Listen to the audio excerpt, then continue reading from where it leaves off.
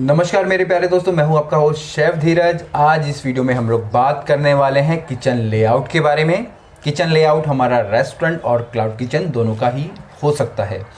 Layouts को अगर मैं एक सिंपल भाषा में समझाने की कोशिश करूं, लेआउट एक नक्शा होता है जिसके बेसिस पे हम लोग अपने किचन को डिज़ाइन करते हैं, क्योंकि किचन को डिज़ाइन करना या किचन का लेआउट प्रिपेयर करना बहुत ही ज़्यादा ज़रूरी है, चाहे रेस्टोरेंट हो, क्लाउड किचन हो। अगर हम किचन का लेआउट प्लान नहीं करते हैं तो हमें बहुत ज़्यादा जो परेशानियां हैं, मुश्किल का सामना बाद में करना पड़ता है, और कभी कभी हम लोगों को किचन भी तोड़ना पड़ता है, स्पेस की कमी आ जाती है, बहुत सारी चीज़ें होती हैं। जब आप प्रैक्टिकली करेंगे तब आपको ये समझ आएगा किचन लेआउट में हमें क्या क्या ध्यान रखना होता है। वो सारी चीज़ें मैं आज आपको बताने वाला हूँ, और ये भी बताऊँगा कि किचन लेआउट क्यों ज़रूरी है। तो ये दो टॉपिक्स को मैंने पिक किया है, मैं अपना नोट्स ले लेता हूँ और आप लोगों को बताता हूँ।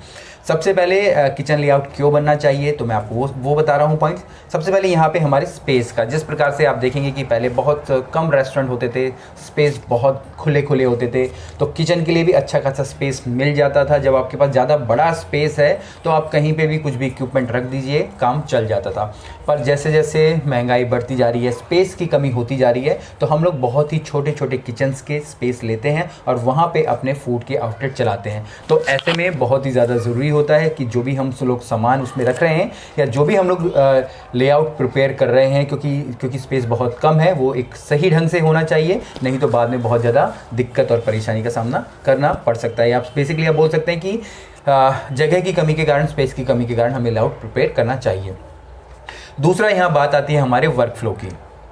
जब हमारे पास ढेर सारी जगह है, हम लोग कहीं पे भी सामान रख रहे हैं, हम लोग कैसा भी काम कर रहे हैं, चीज़ें चल रही हैं, पर जब हमारे पास स्पेस छोटा है और हमारा वर्क फ्लो सही से नहीं है, कहने का मेरा मतलब है कि मैंने फ्रायर कहीं और रखा है, मेरा ओवन कहीं और है, और एक ही बंदा अगर उसको फ्राई करना है और ओवन में देखना है तो वो उसको बहुत दूर तक चल के जाना पड़ेगा। या अगर कुकिंग, कोई हमारी जो गैस रेंज है वहाँ पे कोई कुकिंग कर रहा है, उसके बाद उसको अगर फ्रिज से कुछ सामान निकालना है तो उसको 10 कदम पीछे जाना पड़ा है, तो वो वर्क फ्लो नहीं बन पाता है। तो उससे क्या होता है कि हमारे जो ऑर्डर्स हैं डिले होते हैं, किसी भी एक डिश को बनने में काफ़ी समय लगता है, और जो भी काम वहाँ पे शेफ़ कर रहा है वो खुद ही अनकंफर्टेबल फील करने लग जाता है। तो यहाँ पे वर्क फ्लो को बनाए रखने के लिए हमें किचन लेआउट की ज़रूरत होती है।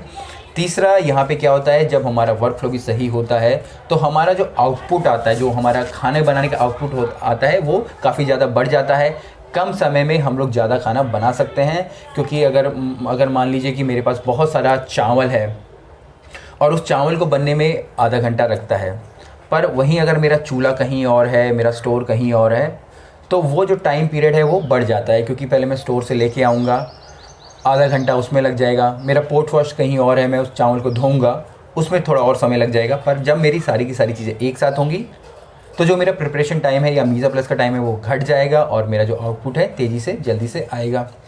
इसके बाद अगर हम लोगों का जो किचन लेआउट सही होता है तो हम लोग लेस मैन पावर में भी काम कर सकते हैं। जी हाँ, बिल्कुल सही बात है। अगर आपकी चीज़ें सिस्टमेटिक हैं तो आपको मैन पावर ही कम लगती है, क्योंकि अगर आप देखेंगे जो मेन शेफ़ होता है वो एक या दो ही लोग होते हैं, बाकी के लोग सारे हेल्पिंग का काम कर रहे होते हैं, या जिसको कि हम लोग कॉमी लेवल वाले शेफ़ बोलते हैं। पर वहीं जब चीज़ें सब सारी चीज़ें सिस्टमेटिक होगी, आपका मीज़ा प्लस करने के लिए आपके पास स्पेस होगा, या वो सारे सिस्टम्स होंगे किचन के लेआउट के अंदर, तो आपका जो मैन पावर है वो कम लगेगा, क्योंकि उनको वो सारी की सारी चीज़ें नहीं करनी पड़ी हैं जो कि आपको एक अनऑर्गेनाइज किचन में करनी पड़ती थी। इसके बाद यहाँ पे हमारी फूड स्टोरेज और हमारी जो किचन हाइजीन का भी आ जाता है। अगर आपके पास अच्छा लेआउट नहीं है तो आप लोग सफ़र करते हो फूड स्टोरेज से और हमारे किचन हाइजीन से, क्योंकि गवर्नमेंट से रूल भी हैं कि हमारी जो किचन हाइजीन अच्छी होनी चाहिए, हमारे जो फूड की स्टोरेज है वो सही ढंग से होनी चाहिए। अगर आपका लेआउट नहीं प्रिपेयर है तो आपको इन दोनों चीज़ों की दिक्कत पड़ती है। इसके बाद आपके किचन में गंदगी होती है, अगर गवर्नमेंट की कोई एजेंसी आ रही है तो आप उन इंस्पेक्शन में फ़ेल हो जाते हैं, कॉकरोचेस हो जाते हैं, चूहे आ जाते हैं, आपका सामान ख़राब होता है। तो यही सारी चीज़ें होती हैं अगर आपने एक अच्छा सा लेआउट प्रिपेयर नहीं करा है। दूसरा, अगर मैं बात करूं, हम किचन लेआउट अगर हम प्रिपेयर कर रहे हैं हमें क्या क्या ध्यान रखना है, तो वो सारी चीज़ें हैं मैं आपको बताने वाला हूं। सबसे पहले जब किचन लेआउट प्रिपेयर कर रहे हैं तो आपको अपने वाटर, इलेक्ट्रिसिटी और सैनिटेशन, इन 3 चीज़ का बहुत ही अच्छे से ध्यान रखना है।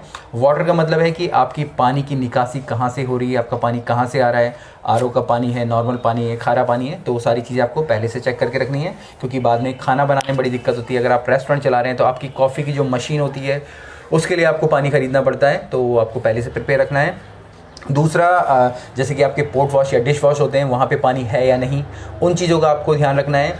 ये ना हो कि आपने पोर्ट वॉश या डिश वॉश बना दिया पर वहाँ पानी की कोई सुविधा ही नहीं है, पानी तो आपका बाथरूम में ही आ रहा है सिर्फ, या कहीं नहीं आ रहा है। तो बहुत सारी चीज़ें वो आपको ध्यान रखना है। इसके बाद इलेक्ट्रिसिटी का है कि आपके पास प्रचुर मात्रा में इलेक्ट्रिसिटी नहीं होनी चाहिए। इलेक्ट्रिसिटी नहीं है तो आपके पास इन्वर्टर या कोई भी ऐसी सुविधा होनी चाहिए जिससे कि आपके सारे के सारे इक्विपमेंट्स, आपके कंप्यूटर्स वगैरह चल पा रहे हैं। इसके बाद इलेक्ट्रिसिटी की अगर मैं बात करूं, जो आपके स्विच बोर्ड्स होते हैं, जिसमें कि आपके जो किचन के इक्विपमेंट हो गए या कॉफ़ी मशीन या किसी भी प्रकार के आपके इक्विपमेंट हो गए जो कि आप अटैच करते हैं उनको रेगुलर काम करने के लिए, वो प्रॉपर जगह पे होनी चाहिए। ये ना हो कि आपने स्विचेस लगा रखे हैं पोर्ट वॉश में जहाँ पे पानी का काम होता है, या फिर आपको अचानक से ध्यान है कि भाई मुझे वहाँ पे बोर्ड चाहिए, तो आप नीचे ज़मीन से पाइप ले गए आप, और उसके बाद आपको वहाँ करंट लग गया, आपके एम्प्लॉयज़ वगैरह वहाँ पे बीमार हो गए, या किसी भी प्रकार का उनको वहाँ पे इलेक्ट्रिक शॉक लग गया। तो ये चीज़ें आपको ध्यान रखनी है।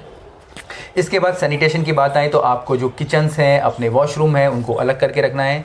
इसके अलावा अगर हो सके तो अपने पोर्ट वॉश और डिश वॉश को भी अलग रखिए, जिससे कि आपकी ब्रेकरेज में जो भी आपकी ब्रेकरेज होती है वो कम हो जाती है। सैनिटेशन में आपको ये भी ध्यान रखना है कि आपका जो कचरा है वो कहाँ जा रहा है, कचरा उठाने वाला कौन है, कहाँ पे आप उसको फाइनली डिस्पोज करते हैं। आप चाहें तो अपने गार्बेजेस वगैरह भी अलग रख सकते हैं। तो पर ये सब आपको अपने किचन लेआउट के अंदर ही प्लान करना है कि डस्टबिन वगैरह कहाँ होंगे। इसके अलावा आपके किचन लेआउट में 2 दरवाजे होने बहुत ज़्यादा ज़रूरी हैं, एक इन और आउट। इन का प्रयोग आप अपने एम्प्लॉयज़ की एंट्री के लिए कर सकते हो, वेंडर की एंट्री के लिए कर सकते हो, या कोई ऐसी थर्ड पार्टी जो कि आपकी सप्लाईज़ लेके आती है उनके लिए कर सकते हो। और आउट का प्रयोग आप लोग कर सकते हो अपने ऑनलाइन डिलीवरीज़ के लिए, या आउट का प्रयोग यहाँ पे होगा जो भी आपकी सर्विसेज किचन से रेस्टोरेंट की तरफ जा रही हैं, जिसको कि हम लोग वेटर्स या स्टूवर्ड्स के द्वारा करते हैं। तो इन और आउट का आपको बहुत ही ज़्यादा ख्याल रखना है। इसके बाद अगर मैं बात करूं हमारे किचन के वर्क फ्लो की, तो इसके अंदर सबसे पहले हमारी आ जाती है हमारी रिसीविंग का। रिसीविंग में यही है कि जब भी आप अपने सामान रिसीव कर रहे हो तो वहाँ पे प्रॉपर एक जगह होनी चाहिए जहाँ पे कि आपकी एक वेइंग स्केल होना चाहिए, जिसमें कि जो भी आपका किचन के अंदर सामान है वो तुल के आ रहा है। हो सके तो आप वहाँ पे कैमरा भी लगा सकते हैं। उसके बाद वहाँ पे आपकी होगी स्टोरेज में मतलब कि आपके पास डीप फ्रिज होने चाहिए, फ्रिजेस होने चाहिए, क्योंकि जो भी सामान वहाँ तुल गया है, साफ़ हो गया है, वो डिफरेंट फ्रिजेस में चला जाएगा। उसके बाद जब वो सामान स्टोर हो जाएगा, उसके बाद आएगी उसकी प्रोसेसिंग से मतलब है मीज़ा प्लस का, जहाँ पे आपकी टेबल्स होंगी, वहाँ पे आपके जो शेफ़ लोग होंगे, असिस्टेंट होंगे, वो सारे के सारे उनको प्रिपेयर करेंगे। और उसके बाद जो नेक्स्ट स्टेप आएगा वो आएगा किचन में ला के उसके बाद आपको यूज़ कर सकते हैं। और किचन के साथ ही आपका पोर्ट वॉश और डिश वॉश होगा, जहाँ पे कि आपके बर्तन धुलेंगे और आपका जो भी किचन का सामान, कढ़ाई, बर्तन, छुरी, कांटे जो भी हो जाते हैं वहाँ पे धो सकते हैं। यहाँ पे आप अपने डिश वॉश और पोर्ट वॉश को दोनों को सेपरेट भी कर सकते हैं। तो इस प्रकार से आप अपने किचन के लिए एक लेआउट प्रिपेयर कर सकते हैं, एक वर्क फ्लो प्रिपेयर कर सकते हैं, जिससे कि आप कम मैन पावर में भी काम चला पाएंगे। और आपका अगर वर्क फ्लो अच्छा होगा तो आपकी जो प्रोडक्शन कैपेसिटी है वो भी बढ़ जाएगी।